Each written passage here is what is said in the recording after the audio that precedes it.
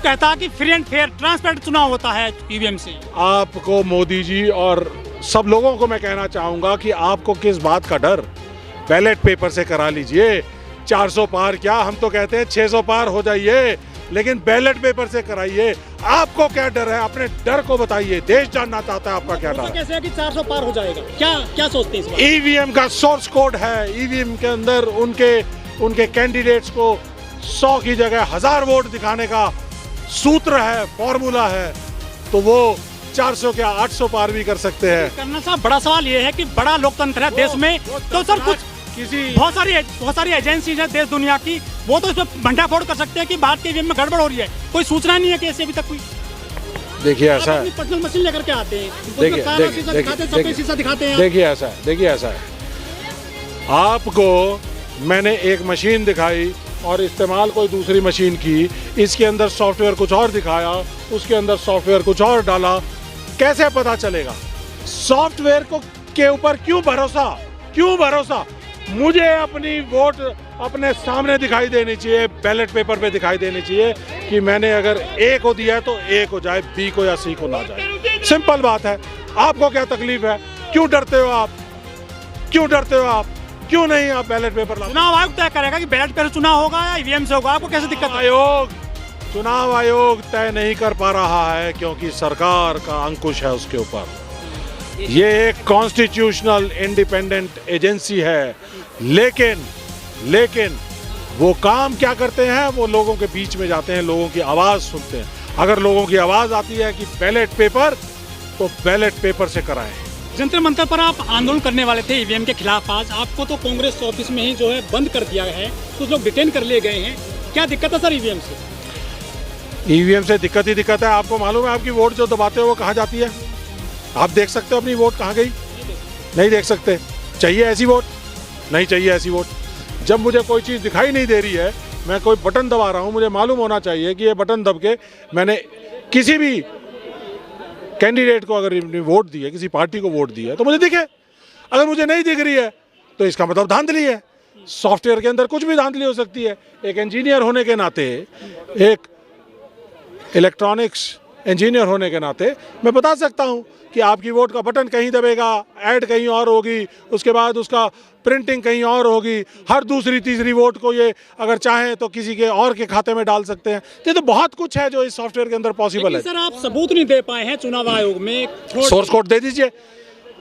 किसी भी मशीन को चलाने के लिए सॉफ्टवेयर का एक सोर्स कोड होता है, सोर्स कोड दे दीजिए, हम बता देंगे कि ये सोर्स कोड सही है, ये गलत है। और हम ये देखिए, प्रजातंत्र के अंदर ये संविधान कहता है, this is the government by the people, for the people, of the people.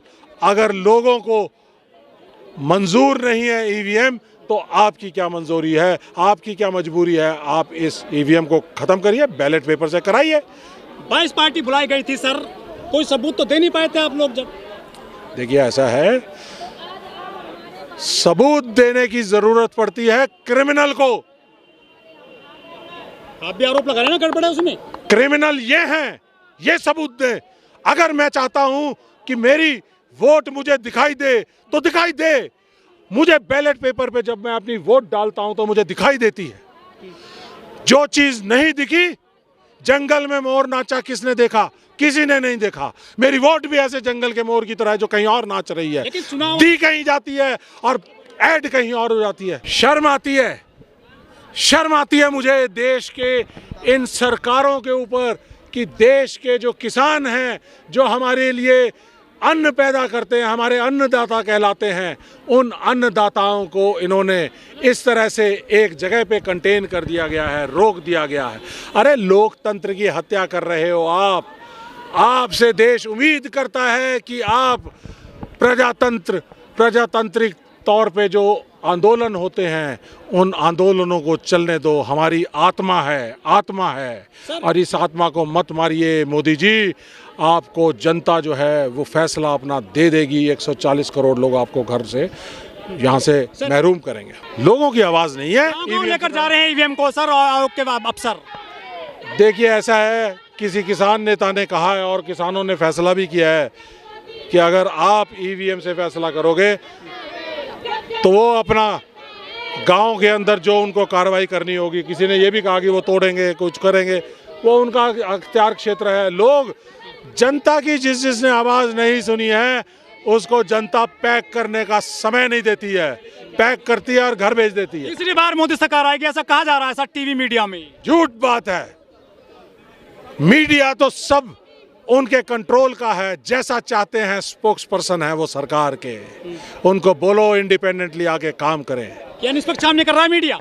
निष्पक्ष मीडिया इस टाइम बिल्कुल दबा हुआ है, अंकुश लगा हुआ है उसके ऊपर। और वो मीडिया हाउस जब इनके पूंजीपति साथियों ने खरीद लिए हैं तो मीडिया की स्वतंत्रता कहाँ है? स्वतंत्र मीडिया नहीं है। ये अपने रोजगार के लिए बेचारे लड़ रहे हैं, हमें इनके साथ भी सहानुभूति है। ये अपनी नौकरी बचाने के लिए पत्रकारिता कर रहे हैं। तो इसलिए मीडिया जो है उनसे कहूँगा कि आप भी इस देश बचाने के लिए, संविधान बचाने के लिए, अपना भविष्य बचाने के लिए इस देश मजबूत हाथों में है। मोदी की गारंटी चल रही है, आप करेंगे देश बचा लो। मोदी की गारंटी सुनना चाहेंगे? मोदी की गारंटी, मोदी, आप अपनी देश की सेना को मजबूत करना चाहते हैं, मजबूत देखना चाहते हैं? नहीं, आप देखना चाहते हैं? आप देश मजबूत देखना चाहते हैं? आप अपने देश को 10 साल के बाद गुलाम होते देखना चाहेंगे? अरे सर, वो तो अंग्रेज थे। नहीं, 10 साल बाद, 10 साल बाद, 10 साल बाद के कौन बनाएगा सर? अंग्रेजों के औलाद है। आपको समझना पड़ेगा, आपको समझना पड़ेगा। देश की जो सेना है उसके लिए घातक अग्निपथ स्कीम को लाया गया। 4 साल का भाड़े का कॉन्ट्रैक्ट का सैनिक देश की सेवा नहीं कर सकता, देश के लिए लड़ाई नहीं लड़ सकता। ऐसे ही रशिया के अंदर कॉन्ट्रैक्ट के सैनिक थे तो यूक्रेन के ऊपर कब्जा नहीं कर पाए। वैगनर आर्मी जो है वो कॉन्ट्रैक्ट की आर्मी थी, उसके ऊपर भरोसा करना पड़ा। अगर हिंदुस्तान की आर्मी होती तो यूक्रेन के ऊपर 4 दिन के अंदर हम कब्जा कर सकते। वो हमारा देश, रूस भी हमारा साथी है और यूक्रेन भी हमारा साथी है। लेकिन मैं आपको मिसाल के तौर पे कहना चाहता हूं कि भारतीय सेना होती, रेगुलर सैनिक होते, भारतीय सेना इतनी सक्षम है, 1 हफ्ते के अंदर अंदर पूरा यूक्रेन हमारे कब्जे में होता। और ये भाड़े के लाए हुए बच्चे या अग्निवीर जिसको सेना को ही नहीं मालूम कि इनको कैसे इस्तेमाल करना है। एक सैनिक के ऊपर इनको रेगुलर सैनिक, एक अग्निवीर के ऊपर एक रेगुलर सैनिक को लगाना पड़ रहा है। वो कहते हैं कि अग्निवीर को इंडिपेंडेंटली हम नहीं लगा सकते। सेना का पॉलिसी है इंडिपेंडेंटली नहीं डिप्लॉय कर सकते, मुश्किल हालात के अंदर नहीं लगा सकते, इंडिपेंडेंटली नहीं लगा सकते। तो ऐसे सैनिक हमें नहीं चाहिए। बोझा ढोने के लगाए गए हैं कि अग्निवीर? तो देख लीजिए।